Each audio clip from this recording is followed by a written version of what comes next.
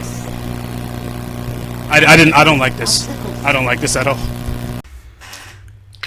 Well, we are back. It's been a long time. Sorry, guys. We've been a little preoccupied with other things, but we said we're going to sit down and get one out today. We sat up last night and watched Backlash.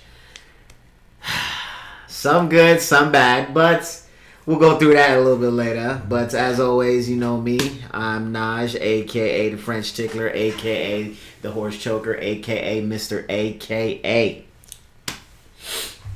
That's a new one. The Horse Choker, yeah. Choker? Or choker. You know, BB Joker? I get my tongue figured up if my voice. I got like that problem sometimes, like Kevin Owens when he talks too sloppy American. I kind of flew my tongue a little bit, but Horse Choker. You introduce yourself to the world? No, what the hell does that even mean, horse choker? It doesn't matter what it means. It doesn't matter what it means. Introduce yourself to the fans, man. They want to hear your name. Go ahead. I'm disgusted. It's your boy BG. How y'all doing? It's good to see you guys again. Worst intro ever. Can you give that some more emotion? Like, that was just terrible. It's your boy BG. It's good to see you guys again. Give me something. Give me love. Give me emotion. This dude's an actor. Give me emotion. Give me feeling.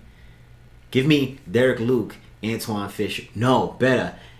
Friday Night Lights when he cried. You know, when he cried that scene. I just want to play football. I just want to play football. You told me I could play football. That is the ugliest cry face of grown ass man. You told me I could play football. You told me I could play the football. That was me in real life after I got my concussion. I couldn't play football anymore. Yeah. That was heartbreaking. Yeah. So I know what he went through. Yeah. Movie models. Right. Nah, the most emotional scene in that movie was when Tim McGraw. Oh, put his son's on his. No, he was. Oh, he take up the ball. Taking the ball in his hand. It. Yo, don't drop the ball. Don't drop the ball. My daddy shot me if I dropped the ball many times. Me and my boy Gertie used to watch that before every home game. That was our little pregame ritual. Oh, that's special. Yeah. Is it Gertie? His name's Mike. Don't. I've just never heard of a grown nigga named Gertie. This is his last name. Damn, putting out all the. Why you gotta go on the boy? A grown ass man named Gertie. I don't know. I thought he was. How you gonna go on that? I thought he was an 80-year-old fucking woman like Gertie. I was like, wait, what the hell? I never heard of a grown man named Gertie. My fault, Gertie. I thought that was the actual name. I mean, my name is Najee. It ain't something to brag about, but Gertie. That one went off the fucking rails. Sounds like a character in the Golden Girls. It does. It really does. That's the last name. Okay, I think it's a cool last name. It looks cool. It's different. I will fucking say it's different. Look cool in the jersey. It is a different one. But hey, who am I? I'm a Wooten. Well, I was just actually Flo. Yeah, I think our last name's cool. Wu-Tang, like boom, tang. Like the intro of our podcast where it goes Woo-10. Oh, yeah, that is good. You probably didn't even know. I've never actually. Because you don't watch the show. I don't need to watch what I'm in, Brandon. All I need to do is hear the fans talk about Naj.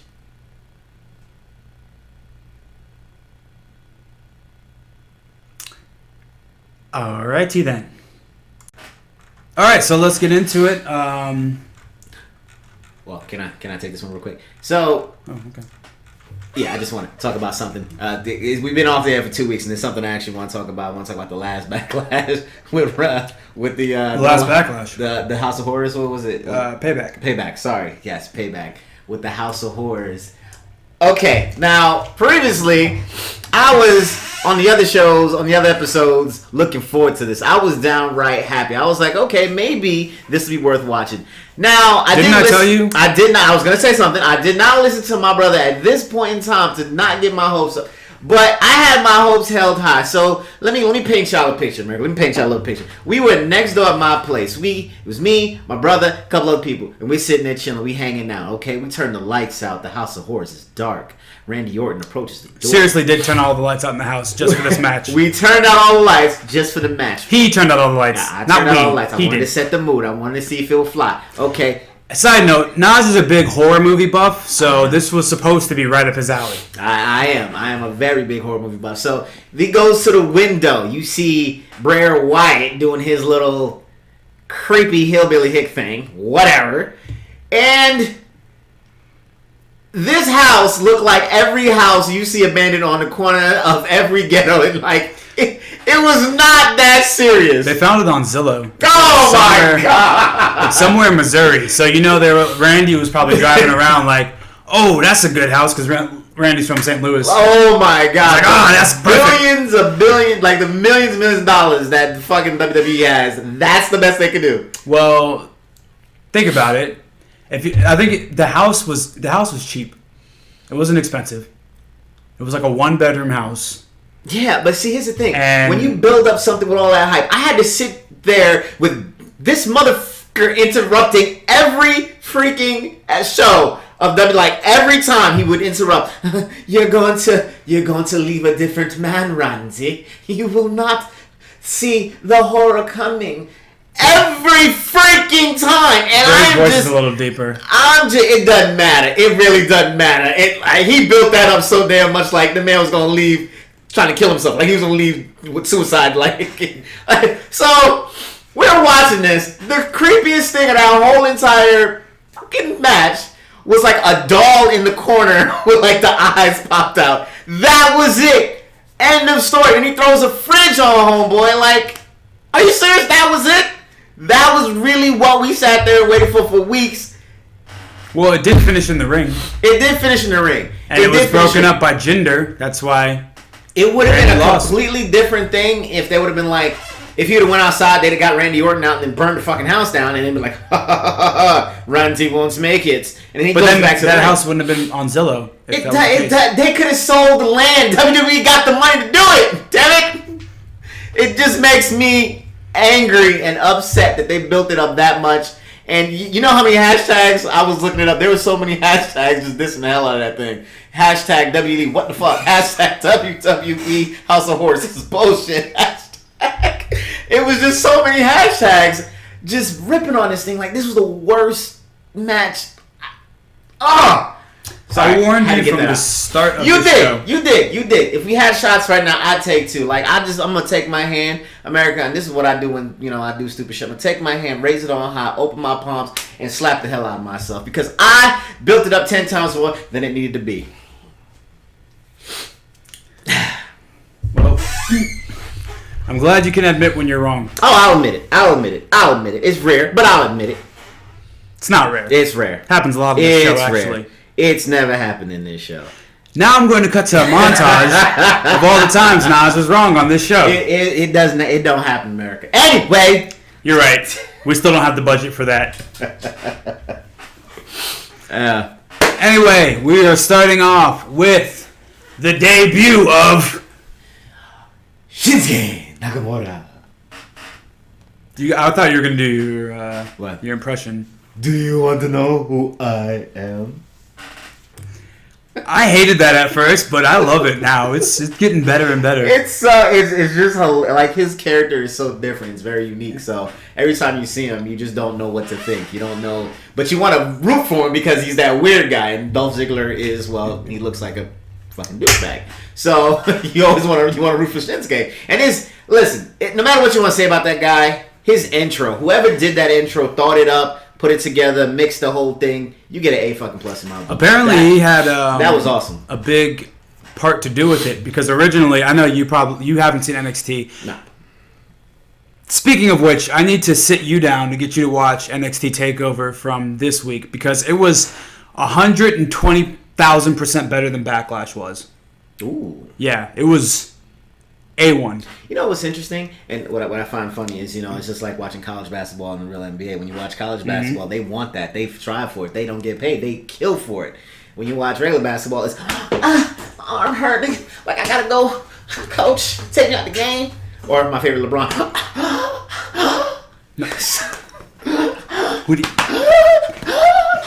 Yeah. Like, his soul is hurt. So, it's just, I'm going to sit down and watch it because I like to see that strive from when you get to, but when they finally get to the end, they get to the show, they get lazy, and that's what I hate to see. But well, I don't think it's that. I don't think that's the problem with the main roster versus NXT. Well, it could be fatigue at the same time because by that time they get to WWE, their bodies are all beaten, battered to fucking hell. Well, I mean they're kind of almost doing the same amount of touring as it is because they tour all throughout Florida, just not as far distances. But I think more of it has to do with the booking and the story lines and everything, because NXT is pretty much run by Triple H and William Regal. I know they have the most like influences on that, and the main roster is pretty much Vince and Kevin Dunn, and Vince, clears everything. So that, I think that has more to do with it than everything else. But NXT TakeOver was amazing. Hopefully, if I get him to watch it, we can do a review on it. But there's a wrestler on there, Bobby Roode, and his entrance is... Is he not nice? Huh.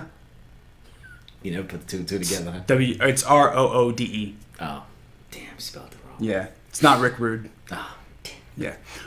But his theme is glorious. And apparently that was originally intended for Shinsuke, but Shinsuke wasn't feeling it and had some major input on the theme he has now. And then I'm sure his entrance was just all him, because... Oh, well, he gets an A in my book, dude, because that's an awesome entrance. I mean, his whole androgynous, I got a seizure / I forgot how to take a piss. Like, that whole thing is just, it's so freaky, but it's awesome because he's so different. We've never seen a character like that, or I've never seen a character like that. Not that I can remember. So watching him is just interesting. And we can get into this match. The build-up around Shinsuke, all the commercials, all the little infos about Shinsuke. Oh, he's going to be great. All the build-up with Dolph Ziggler. And I mean, it's all well-warranted. Shinsuke is hands down probably one of the best wrestlers in the world today. And I listened to you when you said that, and I'm gonna take your opinion in on that one. I'm gonna say, okay, then Brandon knows what he's talking about. So I'm building this up in my head. I thought it was gonna be great. I give him props for marking that match up, but wow, watching that was just so hard. I rewatched the match, and initially, it's those hard words for black people sometimes. Don't worry about people. Initially, we were watching the match, and it was, it was me and my brother. Slow pace. Well, it was me, you, your wife, my girlfriend, and then we were FaceTiming our cousin, who was also watching the match. And I think the first thing that threw off the match for us was the fact that it's opening the show. Shinsuke's on all the promotional work. He's on the poster. He's on the commercial. His theme song is literally the commercial. And he's the teaser for the network. All that stuff. And then you have him opening the show. And I understand, We've been waiting for a while. You want to give it to us. But I think it should have actually been after, the ladies' match. Luke Harper should have been before. Yeah, I think... Luke Harper and them should have started that off. I think what best would have gotten the crowd hyped and everything into it is if we started off with the Usos versus Breezango, because that was a fun match. It had the crowd involved. The crowd was hype and everything. I think that should have started it. And I'm not saying that the Shinsuke Dolph match was a bad match, because I went back and watched it, and my opinion on it changed. But the pace was too slow. It was a little methodical. Very slow. It was... I was kind of expecting a little more hard-hitting, and I was very surprised that they made it seem that they were evenly matched. Oh, no. Because we know damn well Shinsuke is not on the same level. I mean, don't get me wrong, Dolph is an amazing wrestler, amazing performer. He's great at selling. But in the terms of how everyone's booked and how Shinsuke's been booked up till his debut, Shinsuke's been a dominant force and really only kind of fell short when it was against Bobby Roode, and that was just to get him onto the main roster. So to have all that build up, all that hype, and then have him in this match not super strong, and I didn't see any very strong strikes. I was expecting a very strong style match, and I mean there were some heavy hits, but there wasn't. For me, there were a little bit too many of these. Oh wait, he's gonna get it. Oh wait, he's gonna get it. Oh wait, he's got it. He's almost. Oh wait, he's got. Oh wait, it's almost. There was a lot of that, and I just got tired of that at the one point. You cannot keep telling me on the same thing over and over and over and over again. Okay, I mean he got his move. What's it called? The zigzag. Mm-hmm. He got that in there, and then he tried to do the He tried to tune up the band like Shawn Michaels, but he can't sell it like Shawn Michaels. Shawn Michaels looked pretty doing the hell out of that. I mean, he's done it for years. I think Dolph gave a half-ass tune up the band so that way people didn't get too pissed. It was, yeah, okay. Because if he was trying to be Shawn, you wouldn't know Shawn Michaels, bro. But it was just a lot. And to see Shinsuke, do his thing, it was just... I saw a lot of good hits from him, but then again, I saw like some sloppy work in there somewhere in some places, and I was just like, okay, this is just not good. So that's how I felt about it when we were watching the first time. I didn't go back and watch it, mind you, like brother did. But what's his move called? The strike with his knee? The Kinshasa. The Kinshasa. I wish Corey Graves was on SmackDown because whenever Shinsuke hit that in NXT, Corey Graves would be like, Kinshasa! And I think Tom Phillips was the one who called it. And he tried to throw some in, but it wasn't as hype. I was wondering what was going to happen with it, but Tom Phillips didn't go to the lengths that Corey Graves does. Yeah. So, yeah. He landed a Kinshasa that one time, and I was like, okay, that's a dope move. But it was just like that match was just, in my opinion, subpar. It could have been a lot better than what it is. And here's a little fun fact, America. Next time you see Shinsuke, look at his shoulder blade area and tell me if it doesn't look like they're sticking out in like a. Oh, here's a picture. Like it's sticking out, and yeah, there it is. What is that? Yeah, I don't know. Like it's like right here. What do you call that area? It's just like that's the collarbone. That's the collarbone. Okay, so it's the collarbone, not shoulder blade. So yeah, it's his collarbone area, and it's just like sticking out. Like it's like a suit of armor underneath his body. It's the weirdest thing ever. Yeah, he could be a fucking Power Ranger. I don't know. Because I don't think I have that. That is strange. Yeah, his whole body weirds me out, but he's still a damn good wrestler. Like he's toned, but not really that toned. Like he's skinny, but he still got that flab that just makes no sense. Anyway, I give that match I give it a C rating. So you're giving it the Shamrock? I give it a Shamrock. I would give it a Shamrock. All right. I'm gonna go for Daniel Bryan. I thought it was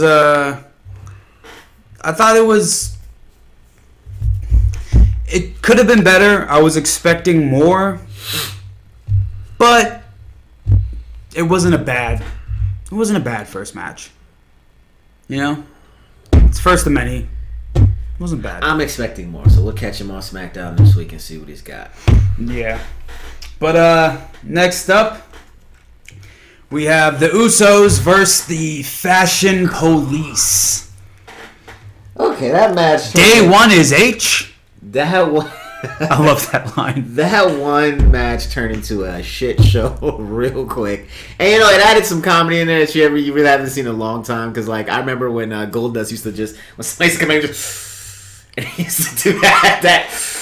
You can't see me right now if you're just listening, but they just grabbed his titties. Like, it was weird, but it was actually hilarious. Now, they did that, I forgot the guy's name, not Fandango, but Tyler Breeze. Tyler Breeze. Tyler Breeze came out first as the janitor, who he was on the Fashion Files, because he was undercover. Then he was the grandmother. Yeah. Was he something else after that? They ripped it all off him. He took a little break to get out of the ring, go that was funny as hell. And then come back as a freaking old lady. The funniest thing about that was when he was like, "Dude, tag me in. It's me. It's me." There's some highlights in that match that I gotta talk about. First of all, they can't they're trying to oversell that match. And when I say that, there were just a couple of points where Fandango missed a kick. Oh yeah, and Jimmy Uso just acting like it might be. I don't know. I can't tell them apart. Well, one's fatter than the other one. I can't tell them apart right now. They're not even fraternal twins, and I've been watching them for a long time. I still can't really tell them apart. I feel bad. He missed a kick. It was clear as freaking day. If you go back and rewind it, it's clear as day. And he sold that kick like he had hit him in the next world. And I was like, oh, come on, bro. I wish... That was so shitty. And I guess that must have been like a very important spot when they were booking it. Because I would think that, you would just be like, man, he missed that. Let me just go beat up on his legs or something, and then he can try and get put in the reversal back in on me. Yeah. Got it. Reverse. DDT. Something. Give me something. Sell it. But they weren't selling it that good. I mean, that match was just so, special. It's the only word I can say. I enjoyed it.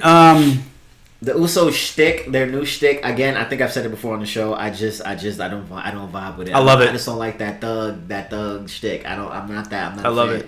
I mean, again, yeah, we don't care. I don't think it's fully like. I don't know. I don't think it's all like, man, we some thugs. I mean, they got some edge to them. There's got some street. They to got them. that music like they thugs, like they. Hey, that dad, please, for the love of God, if you can get this to them, please stop. I hate the dab. Okay, it's done. Please, like it was like every other time, man. I just did that move some dab. I just did that the dab. Yeah, they leave that to TJ Perkins because I can't stand his ass. But I mean, it's some good. It's delete. But their heels, that is annoying as fuck. You're getting that worked up over it, so they're doing their job. But you know what? I don't think they're complete, like, you know, they ain't thugs. I mean, they just got some street to them. Because if you watch, like, Total Divas or whatever, that's how they talk. When the hell would I watch Total Divas? That's your wife show. I ain't talking to you. Oh, you're talking to America. I'm talking to America. You got to talk to America. Listen, America. Some of my bitch. Nah, but I think, I think that's more of just them. You know, because and then like watching like if you watch Total Divas ever, and you see them on there, and then or even if you watch their interviews or the documentary that was on them, and you know a little of their backstory, they were some hood dudes. They got into some shit. So like, Booker T was Booker T. Now he was a hood dude, and he got caught. What? He got caught. What did he do? Didn't he do an armed robbery? Yeah. Yeah, he was a thug ass dude, but his character wasn't so thug. He came out with them flaming ass spandex. Yeah. It did work. Until they let Booker T be Booker T. Oh, see, I don't remember. On WCW. Even on WWF. He has some hood to him. I don't remember that much hood. Anyways. I mean, he wasn't like thugalicious, but he has some street to him. Nah, babe. But, I think it's more of just them because, like, seeing all that stuff that you see about the Usos and then the whole face paint thing and that gimmick, I just didn't really believe it. Nah. And then if you go back and watch them, even in like FCW, the earlier days, they used to come out in like wife beaters and like jeans. So it's kind of, I think it's appropriately placed. Nah, I think they should change that theme song and give me something. I love that theme song. You know what? Fuck it. I fucking love the Usos. I love the Usos in this gimmick right here. I think they're money. I don't. I think they're money. I don't think. And then when they get in there with the fucking New Day, I'm dropping too many F-bombs, but when they get in there with the New Day, oh my God, it's gonna be hilarious. It's gonna be straight money, day one-ish, and some bootios. It's gonna be great.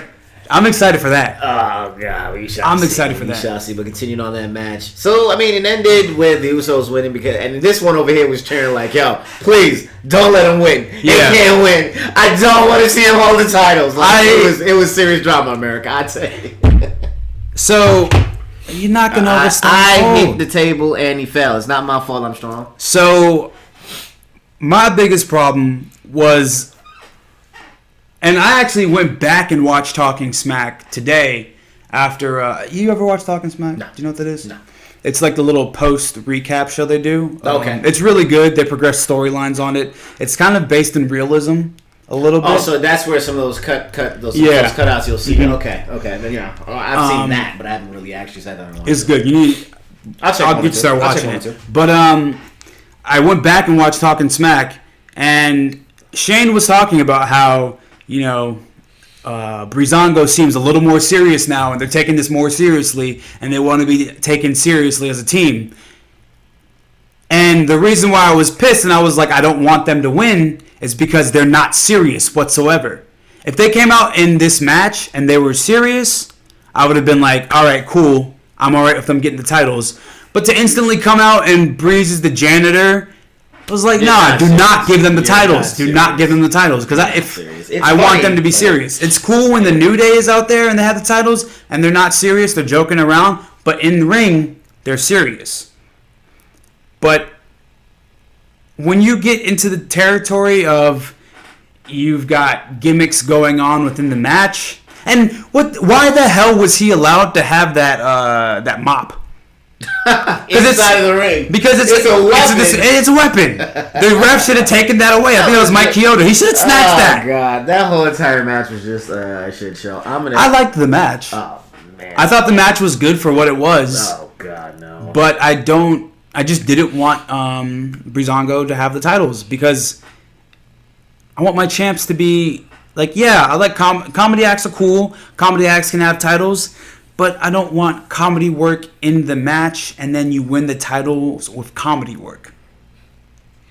I can understand that. I mean, the athleticism, it was all there. I saw some athleticism from the Usos that was pretty good, but they need to work on selling that. They need to go contact their cousin Roman and ask him, how can we sell this match better? Because every time you watch Roman, he can sell it. He can sell it damn good. You are probably one of the few people who are openly admitting that Roman is great at selling and puts on a great match because I think Roman is well hated. I think Roman is doing great right now, but I understand why he's well hated. I just think when he's actually wrestling, he sells it. He puts himself into it. He sells it greatly. So I mean, they need to call him and but it was just really simply for the fact of those little things missing hits and they were overacting and so that's why I'm giving it a D rating. A D. You're giving it an X-Pac? X-Pac was an F. No, X-Pac's a D. You know damn well who's the F is. Who's the F? If I could put the letter S in front of Hitman, you get my exact thought of Bret Hart.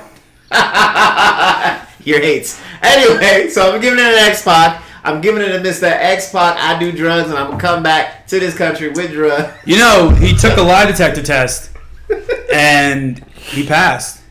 He didn't. It's not true. Oh, wow. Well, the meth part. He had some THC, I think it was THC concentrate. Oh, it was vape pens with THC and some edibles. Oh, okay, so he admitted he had all that stuff. Yeah, but they're also talking about meth, and he was like, "Nah, I ain't doing that no more." Meth. Oh, no more. Yeah. Oh, okay. What do you think he was on when he was doing China in that video? I mean, you ain't gotta be. I mean, okay, you might want to take a little, Roy or something, some coke and do something, and get into the thing, get yourself excited, do a little line or two, crush up a ecstasy pill, Molly, stuff it up your butt, something like that. But I didn't think it was meth. Meth is, a little too extreme. Don't do drugs. All right. We done with that? I'm okay. good. So, I'm going to give that match also a Daniel Bryan. God. It's like a Daniel Bryan minus. It's teetering on that border of Shamrock and Daniel Bryan. But I enjoyed it. It was a fun match. It was fun. And that was the best part. It was fun. It was fun. You know what? I'm gonna give you that. I'm gonna go up in my rating. I'm not gonna give it an X-Pac. I'm gonna give it a Ken Shamrock. There you go. The comedy saved it a little bit in my mind. It was fun. I just think they could have done better. But anyway. I mean, yeah, they could have done better, but it wasn't. As you could tell from the moment the match started, you could tell it wasn't going to be. Oh, this is a 5-star match, it was just.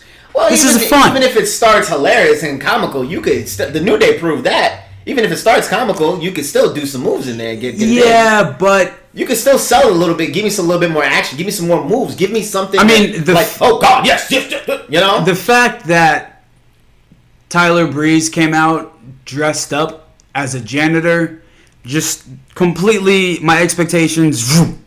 It just made it drop. With penises on their heads. I mean, it really is really comical when they do. They when we were there, motherfucker came out with a little ice cream cart. You know what the funniest thing to me was? I was in it was Raw in Tampa.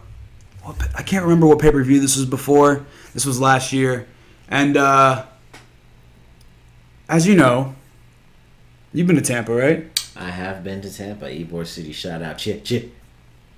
Tampa got some hoods. Oh yeah. You take the wrong street, you gonna get a cap in your ass. There was some hood ass dudes walking around with unicorn horns, and I'm like, yo, that's the power of positivity right there. Nobody's ashamed to wear unicorn horns. Walking around with giant dildos on their heads. I wanted to buy a unicorn horn, but my girl was like, you better not buy that shit. But everyone's wearing unicorn horns. I think that's wonderful. That's when you know something's truly over. Eyes roll. But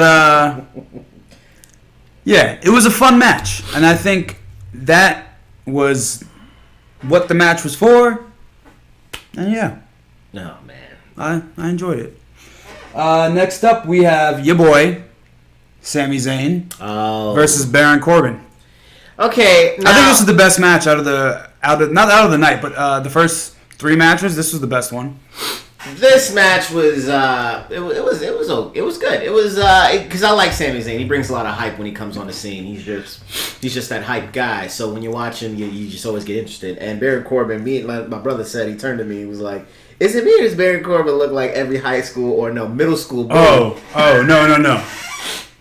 I said he sounds like every middle school bully, but he looks like every high school bully. Because what was he saying? They cut to that promo that he did last week against Sami Zayn, where he was like, "You better stay there. You better stay there. You better get in my ring because I'm gonna get you at the French class, homie." It was something along that lines, and I was like, "Damn, I feel like I'm back in high school." Yeah, I don't know. I don't know what it is with Corbin where I guess it's just the writing they use for him, or maybe he's just afraid of taking it to that next level. But he just sounds so middle school-esque bully. He needs some hype up. He needs a storyline that'll get him on a better track. Like his whole entire persona and shtick is just it's not good in my opinion. Unless they're turning him into this really like the Braun of SmackDown. But Braun doesn't sound like a middle school bully. Well, that's his voice, man. He can't change that. What the hell is he gonna do? Be like Christian Bale? I mean, he could. He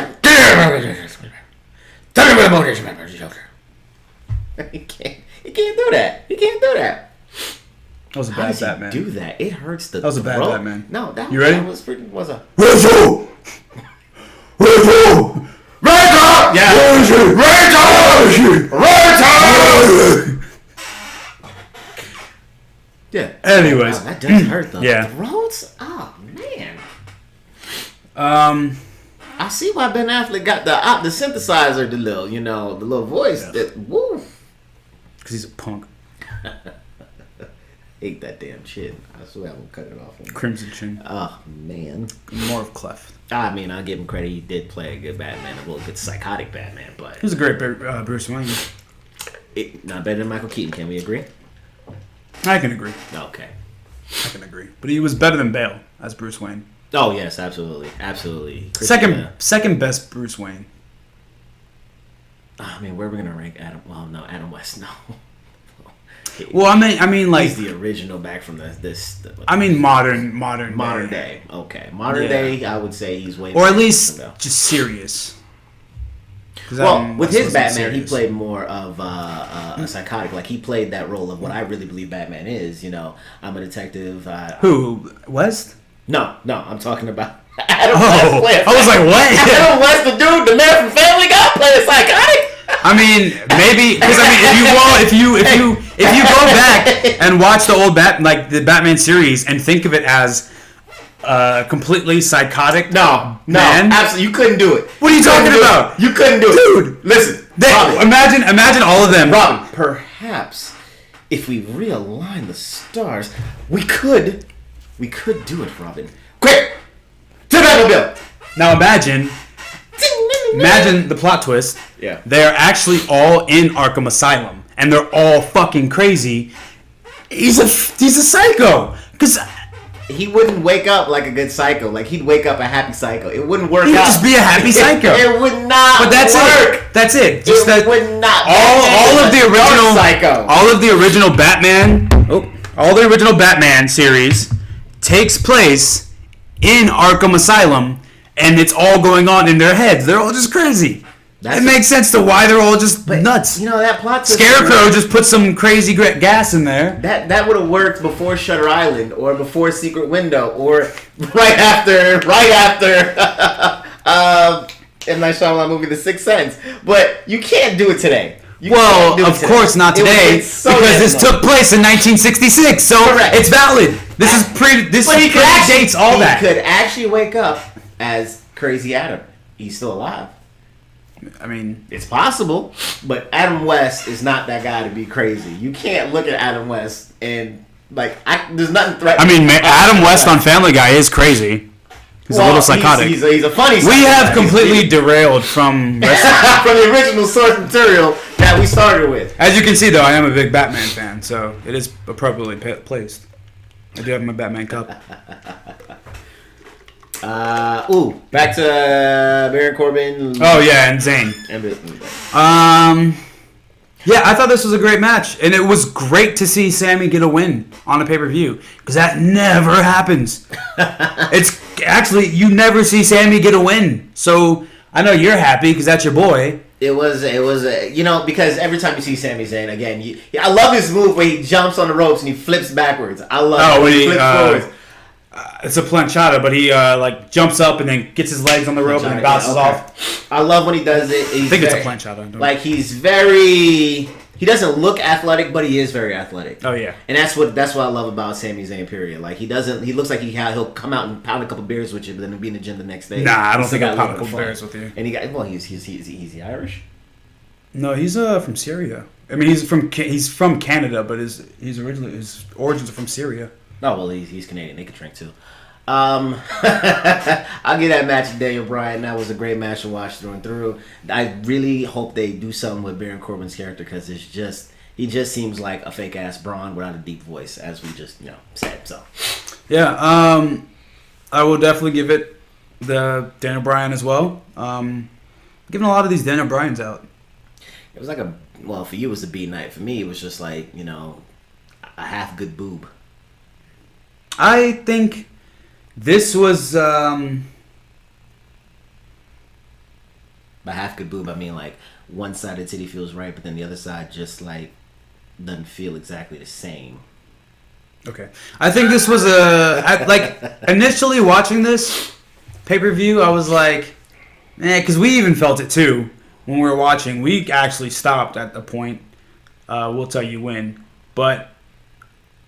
At first, when I was first watching it, I was like, this is just falling short. But upon second review and playing it back in my head, I was like, you know what? This wasn't bad. This has been a pretty good show. No. I won't give it a come on. You went back. Compare it to Payback. We have to remember what was that Payback right now, and that is not prevalent in my mind. I remember the ending of that show was Braun winning. Beating the hell out of Roman Reigns. Yeah, that was the end of that. But I'm trying to think. Compared to Payback, I mean that whole there was a House of Horrors. There was a House of Horrors. Okay, yeah, the House of Horrors actually drug that show down to like a C rating in my mind. Oh, there was so it was Jericho and Kevin Owens, which was a great match because he took that little finger. He took that little finger that he put in the list and he smushed it. There was Aries and Neville. Oh, the elf from Gondor, I think. It was just a meh. Yeah. Then Aries won by disqualification because Neville got disqualified. There was the Hardy Boys versus Sheamus and Cesaro, where Jeff's tooth got popped out. Oh man, Sheamus lined up for a fucking field goal and knocked his damn head back. And then they attacked him afterwards. I thought that was a good match. It was a highlight. Yeah, that was the highlight of the show. Alexa Bliss and Bayley. I was happy about that one. Okay. Then you had Bray Wyatt and Randy. Seth Rollins and Samoa Joe, which is meh. And that whole Samoa Joe, I'm in love with Seth Rollins enough to kill him, like he's getting a little too passionate about that. That is actually just getting annoying now. I think it's annoying how he keeps attacking his knee, because it's like, all right, we get it. His knee is fucked up. You could stop doing it now, but but other than that, I think it's all right. But yeah, I think this was much better than Payback. The House of Horrors drags it down to the same line with me. I mean, as the night goes on, I mean, after this match here, we're just talking about Baron Corbin and Sami Zayn. I mean, we get into the female match, which that drags the show down, in my opinion, to like a D. Yeah, but then you have AJ versus Kevin, which was a great match. Yes, AJ versus Kevin was really good. I was sad to see what happened and him get, Well, let's. Oh, okay. Because next we've got the Welcoming Committee versus Charlotte, Becky, and Naomi. Oh man. All right, so Ellsworth comes out first. Ellsworth is, I mean, whatever happened to his face needs to stay with him, and it's between him and Jesus. What's the girl? What's the girl that comes out with him? That he's her lackey. Carmella. Carmella. Oh god, Carmella is like every annoying blonde chick from my high school days. Like, yo, kill yourself tomorrow. And then you don't mean that. I don't fully mean it, but then I kind of do. No, you can't say that. I could. This is America, right? This is freedom of speech, right? No, I not anymore. I could say, oh hell no, you gonna my rights? Yeah, you know why? What's up? Because now we are in the era of the new Maharaja. Oh my god, that nonsense! I predicted that whole thing. Anyway, not so tea, but I predicted it. Because he asked me, and I predicted it very well what was going to happen. Anyway. And then Bret the Hitman Hart's niece, which is... Natalia. Forgive me, I'm not great with these names right now. Natalia. She's just getting annoying. I mean, yes. Oh, Natalia's always been annoying. You're trading in on your uncles. Yeah, I'm the best there is, the best there was, and the best there ever will be. You can stop saying it at every 10-second intervals. But she's a heel. And she's supposed to annoy you, so she's doing her job. Getting great at her job. She is very well, like, she is good. Her and Russell Westbrook need to go back to whatever planet they're from. Also, I mean, Naomi's entrance, I was talking shit about it, I think, previously on the show, but now I'm just, I can't help but get mesmerized every time she comes out. It's cool to see it live. Like, I was just on the couch and I'm typing, but I'm just. It's true, he was. I was just like, okay. I'm starting to dig it. It grew on me. But that match was just nothing about it interests me. Like the moves, I'm like, Charlotte was the one that was like mainly on point with her moves. But honestly, I was just so not interested in that match. Yeah. Like, no part of me was interested in watching any part of that go on. It just wasn't booked well. There wasn't.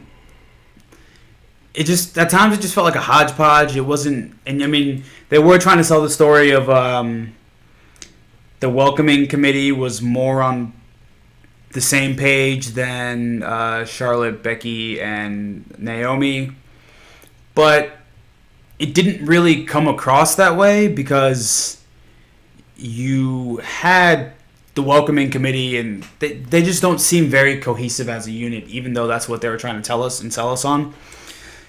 They're just three completely different personalities trying to mold and be one good team, but they can't be. They're just, their personalities are too weird for me. Like, I can't, they don't vibe for me. Yeah, I mean, they did a good job at keeping the tension between Naomi and Charlotte, because that's who the rivalry is with right now for the title, I suppose, unless that changes. But, yeah, the Welcoming Committee gets the win. Becky... Was it Becky that tapped out? Becky tapped out from the sharpshooter. Yeah. She pulled her uncle's, key move. We're not going to go into it. I understand you hate the man. Let's let it go. I wasn't going to say that. Okay. I was just going to say I think it was good on their behalf to make sure that Charlotte and Naomi, the SmackDown Live Women's Champion, still look strong by not eating the ending, tap out. The tap out.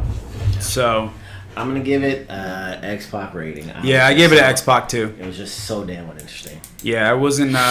It just didn't didn't do it for me. No part of it did anything. And I mean, I didn't expect too much going into it because every time you get a 6-man tag match that isn't like a tag team, it's just they don't know how to work together. I mean, it's not that they don't know how to work together. It just generally always falls short. It's either overbooked. There's too many bodies. I think it is really they don't know how to work together to make it look good. When I say that is when you used to have the Dudley Boys tag team with one other person, they always used to pull their double moves together, and it made it look great. Yeah, but that's what I meant by like a tag team. Yeah, that's what I'm saying. That's why I'm agreeing with you. But in my opinion, it doesn't look as good as when they are a tag team versus when it's three different people. You see what I'm saying? Yeah. So that's what I'm saying there. Yeah. Yeah, those always fall short. Except for at Survivor Series. Those are generally, but I mean, those are usually more than 6-man tag matches. No, but okay. Anyways, that's neither here nor there. Next, we have what I think was the best match of the night. Kevin Owens versus AJ Styles. AJ is phenomenal. Fun to watch. He is phenomenal. I still think he needs to change that song, but we're not gonna talk about it. Kevin Owens and his speech. I really don't hear that. I can hear it. You lazy Americans. I think you're just overdoing it. I'm not overdoing it. He kind of speaks like that, and I guess it is his accent coming in there somewhere. But Sammy has the same accent. Yeah, but Sammy's awesome. You can't diss on Sammy. That's a different thing. That's like trying to diss on Billy D. Williams. I mean, well, he's nowhere near that cool. But I'm just saying, can't diss on him. You just love him too much. But Kevin Owens, I mean, he's a great fucking heel to watch. Like, he is an asshole. He is an asshole. He's being Chris Jericho from 2009. A great asshole. Oh God, yeah, I remember that. No, actually I don't. Not 2009. When I stopped watching, it was about 2000 era, and he was still he's pretty well liked back then, right? Yeah. That's when I remember because he peed in like William Regal's tea. They made it look like he did, but it was funny.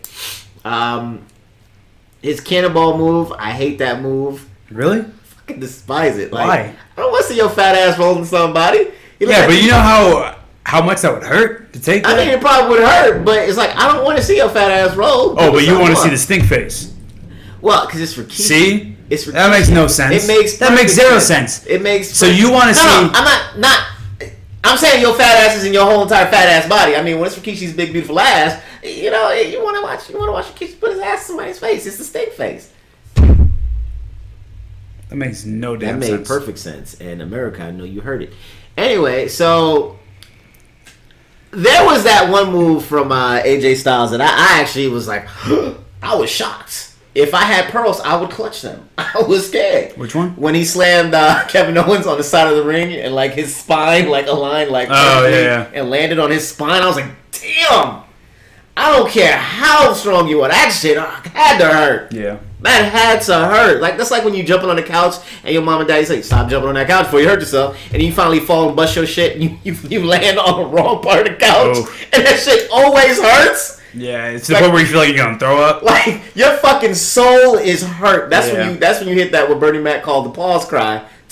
To where you and you feel that knot and you can't get it up. I've done that more than a few times when I was busting my ass as a kid. But I saw that, and that right there, I was like, damn, that right there can make a match great. When you have that realism in there, it looks like, yo, they are actually putting work into this because I know he just sacrificed his body to get that. Yep. So, watching that match was great. I'm going to give that an A rating altogether. I mean, AJ Styles was, again, performing as well as he could usually. I mean, he did have that. His knee had to have been hurt at one point in time because that didn't look like he was just faking it. With what? His knees. When he hit his knee. Oh. Because it didn't look like he was faking it. I mean, if he did, he played it up very well because there was that actual point where he was trying to jump onto the top rope and he kind of missed. Not missed. I don't think it was a miss. I think like he hit it, but then he got off and fell because he was playing it up so well. He was selling the knee. If he was selling it that good, then I give you props. I mean, he's a master of the ring. Then I give you props for selling it as good as you did. Kevin Owens with them kicks, though, when he kicked him in the back of the fucking head after the match. It was a point where AJ was tied up in... because he fell through the announcer table. And his foot got caught in a little hole pocket, which I've always wondered, what's going to happen when somebody actually falls through that? And it actually happened. And the ropes caught on. I mean, the wires were all caught on his leg, and he was just hanging like this for a while. And they couldn't get his leg out. I was like, if they're not getting his leg out now, Kevin Owens is going to take advantage of it and do something. And so he got this. Kevin Owens won by AJ getting counted out. And then he just comes back and he does a low round kick to the back of the head, and you can hear that smack. You heard that slap, so I know that hurt. Yeah, that was for me. That was the best match of the night. That got the Stone Cold, and that was a Stone Cold rating for me. So that was hands down the best match of the night. And then next, this is the point where we stop. What is up with you and Stone Cold? You're gonna have to glue these things. I don't know why. You're gonna have to super glue or something. Or you could just not just throw yourself on the table. 69 cents. It's inflation, so like $1.69 now. Anyways, this is the point where I took a break from this match. I ended up tuning back in to catch the finish, but it was the Wyatt family showdown. What are they called? What was the name of that? I mean, it was the Wyatt family. The Wyatt family. Right. You're trying to act like you don't know. Nas keeps trying to act like he isn't about this. I don't remember, so I got to keep asking you. I don't remember all these names. But you say them right all the time. I don't know if I do all the time. Anyway, so it's supposed to be the Wyatt family. Hey, he left the family, and we're going to stop him. I'm going to kill you if you leave my family. Yo, it was boring as shit. I didn't know this match was on the card because I didn't watch Talking Smack until afterwards, and that's where the match was announced because Eric Rowan came in with his bag full of sheep masks and was like, I want a match, and Shane gave it to him. So I didn't know this match was happening. I think this match should have been, like we said at the beginning, should have either been after the Usos or before the Usos, and Shinsuke and Dolph should have been here. Yes, second to last. I would agree on that. I would definitely agree on that. That match was, again, as soon as we started, they both just looked so slow, and I was just like, oh god. I mean, they're bigger guys. Don't get me wrong, they are bigger guys, but except it was just Harper is lean. Oh yeah, he's we've seen him in person. He's a very nicely cut guy, but nicely cut. Listen to me, half a fact. But he's a very cool guy. Other than that, I mean, I didn't watch the end of that one, actually. I figured. Yeah. It was kind of just like a slugfest. I mean, they just beat up on each other. Harper got the win. It didn't do it for me. I'm gonna put him in a car. Stone Cold can't go in the car. Stone Cold could be in any car. He's Stone Cold. Nah. Stone Cold. He can't do that. He needs to be in a monster truck. You should actually just do this right here and put CM Punk on the ground. Nah, you don't. You don't do that to Punk. Face. You don't. Yeah. If you get CM Punk, go to UFC and you can't even last the whole damn round. That's my guy. Don't be talking about Punk. Even Booker T called it. I said 2 minutes. I said not even 2 minutes. I mean, I think everyone called that. Oh man, that's so sad. There was no way because he didn't have enough time. You know, and I mean he was going through injuries and all that. Mikey Gall was 22 at the time, and that's all he's been doing. Pick your battles, man. Punk was doing, and I mean they offered him a lot of money to do that, all the promos, all that stuff. So. Well, and he wanted to. You know, shit. I'll respect it, but I think that was the best thing because I mean, think about it. Don't take a fight you're not ready to fight. If you're not going to win, don't fight that fight. But if you were passionate about what is like you love boxing, correct? Wouldn't you love to just be like one day just be completely set in life and just be like, you know what? I'm gonna try boxing just to say you can do it. Idris Elba did it. Idris Elba did do it. He did Muay Thai, but he trained. Well, he did a boxing match too. Oh, did he do a boxing match? Yeah, he did a boxing match. Muay Thai match. Idris Elba did it. I give him all credit. He lived and breathed that for, I don't know how long he was doing that for. I don't remember the training for that, how long it was. But the fact of the matter is that like he's financially secure enough to be like, you know what, fuck it, I'm gonna just try this because I want to do this. Shit, man. I think that's the beauty of it. He was just able to just be like, you know what, fuck it, I'm gonna do it. It was like 2 months or something like that he was training for it. I couldn't tell you how long he was training, but I don't remember. But you see, here's the thing: if I'm gonna get into that world with somebody who that is their world, that's what they live, eat, breathe, sleep. I mean, that's what Punk was doing since he quit wrestling. Like there's a documentary. Oh, so he's been doing that for how long in between this and the UFC before he actually got he left in 2014 and then he had his match last year, so about 2 years. So about 2 years to get ready, and he couldn't last that. Last the whole match. Think about it. Mikey Gall probably had way more years of experience. You can have years of experience, but here's the thing. Here's something that gets me every time. I myself, I've taken Krav Maga. Now, for whatever you don't know what that is, that is the Israeli fighting technique of just put a motherfucker on the ground. Okay, and I took that for a while, and I took a lot of boxing and I took a lot of Muay Thai. So I've tried to dabble in a lot of different fields because, you know, as a martial artist, you kind of want to get your hands into everything because you don't ever know what you're going to come up against and face. Now, I actually took on a guy who was doing Taekwondo for a good while. And he was higher up there. I think he was he was almost to the black belt or everything like that. And he was very good. Now me and him stepped in it to spar a little bit. And I was using my Muay Thai and my boxing, stick with him. Here's the thing. Now, I didn't have all the years on him. Now I'm talking about clashing two different styles. I get that. So I'm talking about clashing two different styles. But he studied for most of his life, and he's now achieving his goals and whatnot. You got to remember also when you get into the UFC. It's always clashing, or mixed martial arts. It's always clashing of styles. There is clashing of styles, but my point there was this guy, and he took a little bit of boxing too, and we're kind of on the same equal level, but he's been practicing a little bit longer than I have. I was able to beat him. I was actually able to knock this guy out. And I didn't have all the years he does. It's not really a matter of, there is that what comes with all those years of experience, and I'm not saying that at all. I'm not taking it away from anybody who's putting the years, but there are those few who are so dedicated to it, they can learn it, adapt to it, and they can win. Yeah, I mean, of course, but I think when it gets to the MMA world, when it's not all based on your stand-up game.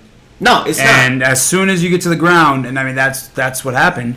As soon as you get to the ground, that's what experience is key when it comes to jiu-jitsu and things like that, because as soon as you're on the ground, and if somebody knows more than you, knows more holds, knows how to get out of more things, and they've been doing it longer, I think experience always is going to take. Correct. Now to further that point, I was my current boss. We're good friends, but his son and him have been training for years. My current boss has trained for like 30, 40 years, and he's training the police department out there in I think Mount Dora. And the police chief and I were mixing it up on the ground. He's had more experience than I have, but I was able to learn a move that day from my boss, because he was just telling me, it's like, no, you want to do this, you want to get him, you want to get him, get your lock in, get your grip in. And so I just took his points, and the police chief and I were mixing it up on the ground. I was still able to pin that police chief, and he had some weight on me. Well, I mean, you see what I'm saying? There are those times you just have to be dedicated enough. Now, I don't know. I'm not going to take anything away from CM Punk and say that he was not dedicated. No, I don't know that. There's a documentary that followed him. And I don't know that, but I still think that he could at least lasted the whole damn match, at least to the second round. No way in hell. Because think of it like this. Okay, so I was a wrestler in high school. Yeah, I could learn a move that day in wrestling practice, but then if I have a match later on and I try to put it on, I'm not going to be able to execute it perfectly. Like, I might be able to execute it perfectly at practice, but it's muscle memory. All that is muscle memory, because you can be amazing at practice. Oh, but absolutely. As soon as you get into the actual thing, You got to be able to. Your mind can't be working. Absolutely, you're body. slower in practice because you're not under that adrenaline. This is the gun. This is it. This is the match. When you're under that adrenaline of the gun, that's a whole different thing. And I'm gonna agree with you on that fact. But I practiced enough to know, when I got into little tips here and there, that I remembered what to do in those situations. It is muscle memory. And I got it down packed to where, if a dude came at me, hey, I can block real quick, take out my karambit, cut. But that's a whole knife technique. But we are getting off track again. So now we're going to start doing podcasts on wrestling, MMA, and movies. we might as well. But, and again, I'm not taking anything away from anybody who's been training all their lives. Yes, training does equal, training, you get that hard work. It is a discipline. It is an art. You will win more likely, as much as you put into it. So I'm not taking anything away from there, but I just want to get down that road. But anyway, let's continue back. Did we cover this match? I think I said Harper won, right? Yeah, you did. I'm honestly going to give that a Bret Hart. Yeah, that got a Bret Hart for me. I'm honestly... not Bret Hart. I'm sorry. I got an X-Pac. I'm going to give it a Bret Hart. I didn't finish watching the match. I couldn't even finish the damn match. So I'm going to give it a Bret Hart. And now, your main event. Jinder Mahal versus Randy Orton. Okay. For the WWE. Now, let me just tell you how this was predicted. I was asked... Before he saw the finish, because he didn't watch the match, so I made him watch the match before we did this. And he's like, I can tell you exactly what happened. He didn't know who won. He knew nothing. And I said, let me guess. Those little Bollywood bastards are going to distract Randy. And Randy is going to wind up losing. I wonder if it's offensive to call them the Bollywood Boys now, because they originally came out as the Bollywood Boys, but I think it was the Cruiserweight Classic they debuted. But now they changed it to the Singh Brothers. I'm just throwing that out there. Yeah. Anyways, I'm just gonna call them Bollywood for a second. But so then he shows me the match. We sit here and watch it, and I didn't predict Randy Orton would beat the living hell out of these two. Like, he threw that little one of the Singh brothers over the table and landed on his neck. And you saw Randy's face like, "Jeez, I hope the little guy wasn't hurt." Yeah. So he goes and picks him up just to see if he's okay, but then also gets some more in. Well, I think Mike Chioda, the ref at the time, was like, "Okay, he's good." Okay, yeah. So, and he ends up doing a double DDT outside the ropes, which is actually pretty cool.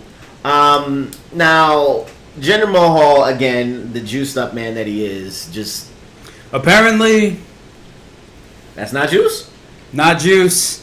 He said he got fired from the WWE, took it really to heart, and was like, I need to change up everything.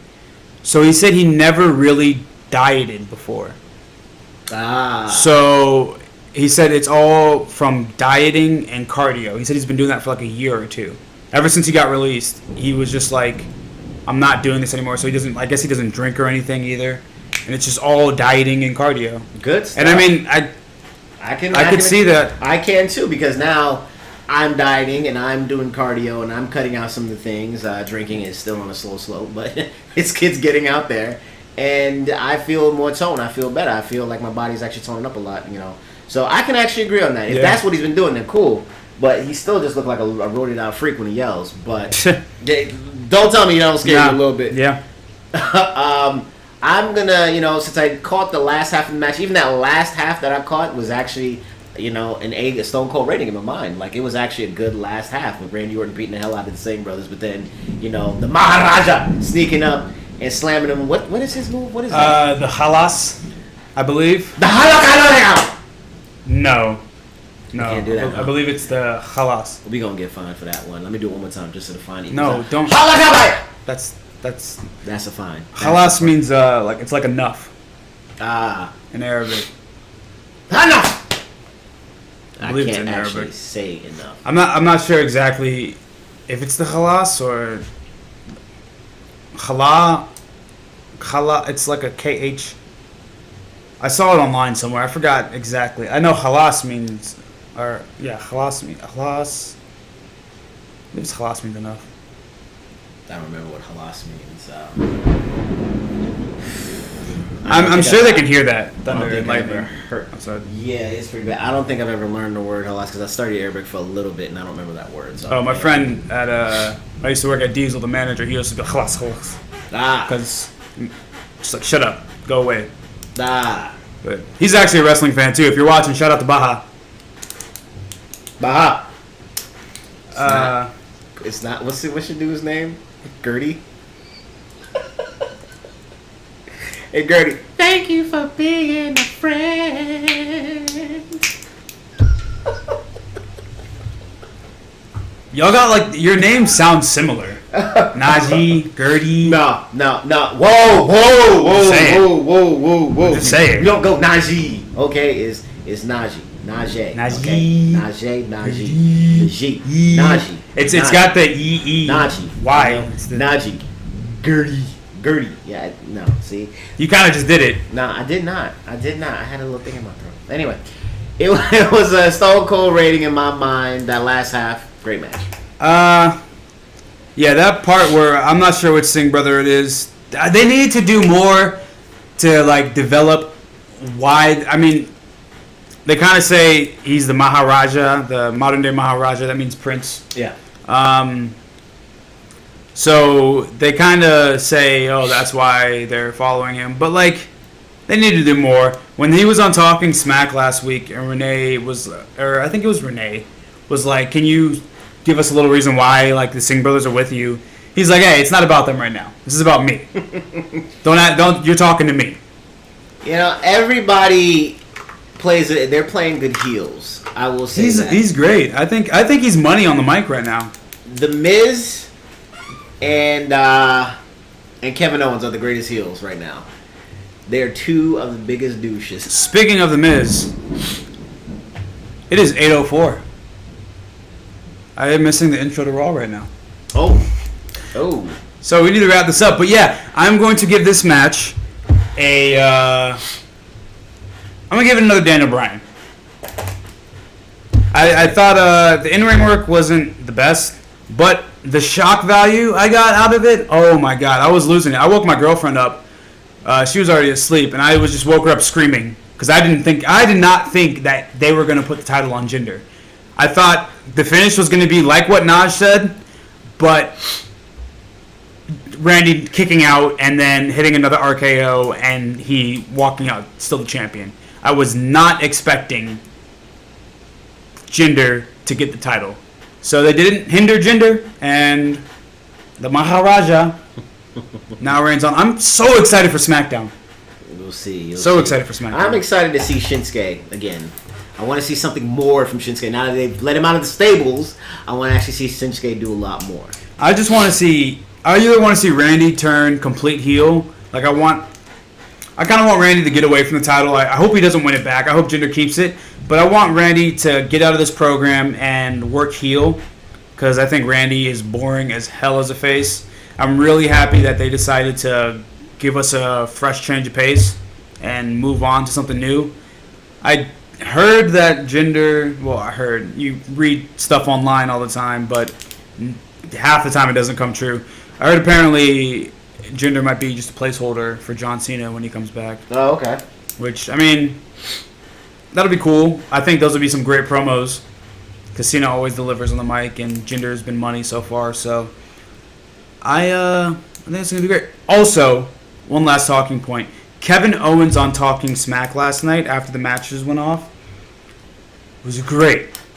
It was amazing. It was Peter Rosenberg, Hot 97. New York. Peter Rosenberg was hosting with Renee Young. And basically, he just kept berating Peter Rosenberg. Was like, don't talk to me. I don't know who you are. Don't talk to me. I'm the face of America.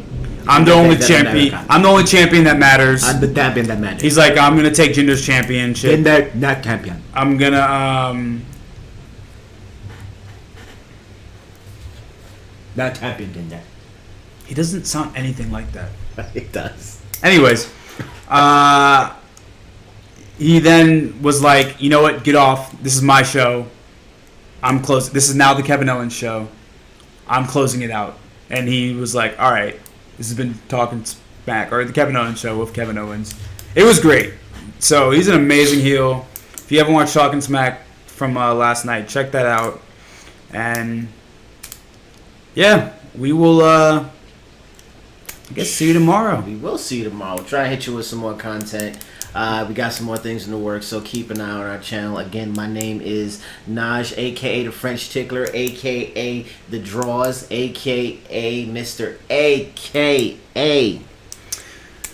It's your boy, the BG Wooten. You can find us on Facebook.com/Wrestling with Your Brother. Also, we're on Patreon.com if you want to help us out.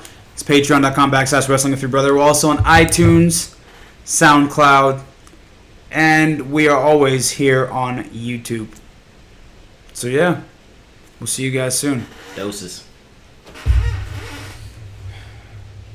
Good shit.